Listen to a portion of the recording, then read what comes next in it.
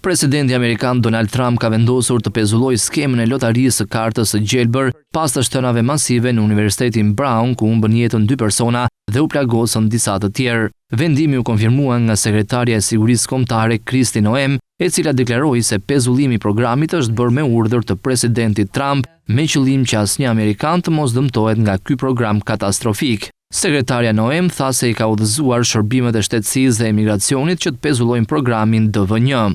Vrasësi i Universitetit Brown, Claudio Manuel Neves Valente, hyri në Shtetet e Bashkuara përmes programit të vizave të lotarisë së diversitetit DV1 në vitin 2017 dhe ju dha një kartë gjelbër. Ky individ i neveritshëm nuk duhet lejoj kurrë në vendin tonë. Në vitin 2017, presidenti Trump luftoi për t'i dhënë fund këtij programi pas përplasjes me kamion në New York nga një terrorist i ISIS, i cili hyri në Shtetet e Bashkuara me programin DV1 dhe vrau 8 persona.